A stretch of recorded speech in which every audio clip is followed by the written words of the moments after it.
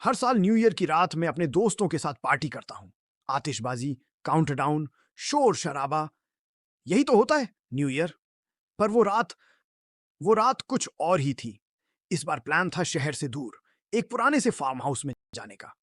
एक ऐसी जगह जहां पहले कभी कोई पार्टी नहीं हुई थी। गाड़ी में हम सब जोर जोर से गाने गा रहे थे, आने वाले साल के सपने देख रहे थे और मजाक कर रहे थे कि इस बार का काउंटडाउन सबसे अलग होगा। हमें नहीं पता था कि ये बात इतनी सच हो जाएगी। जैसे जैसे हम शहर से दूर होते गए, रात और काली होती गई। फार्म हाउस पहुंचते पहुंचते फोन के नेटवर्क पूरी तरह जा चुके थे। कोहरा इतना घना था कि गाड़ी की हेडलाइट्स भी मुश्किल से 2-3 कदम आगे का रास्ता दिखा पा रही थीं। अंदर धूल और जालों के बीच पुरानी चीजें बिखरी पड़ी थीं। टूटे शीशे, फटे हुए सोफे और फार्म हाउस के आसपास अजीब सा सन्नाटा था। बस दूर शहर से पटाखों की हल्की हल्की आवाजें आ रही थीं।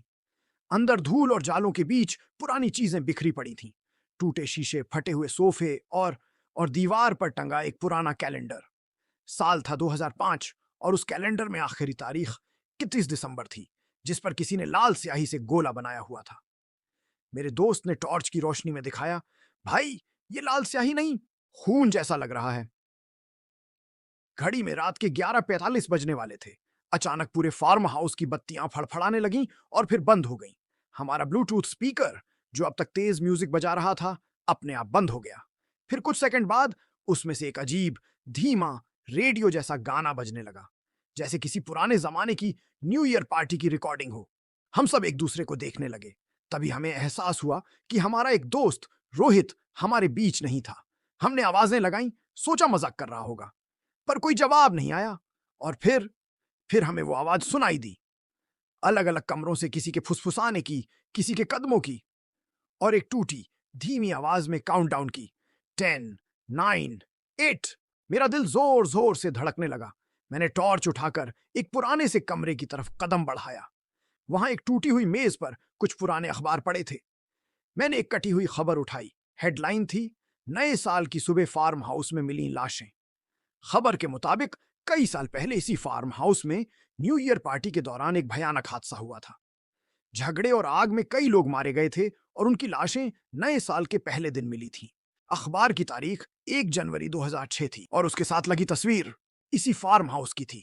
मुझे समझ आने लगा था। वो धीमी काउंटडाउन की आवाज और उसके साथ लगी तस्वीर इसी फार्म हाउस की थी। मुझे समझ आने लगा था। वो धीमी काउंटडाउन की आवाज, वो किसी की नहीं, बल्कि उसी रात की गूंज थी जो हर साल न्यू ईयर पर यहां लौट कर आती है।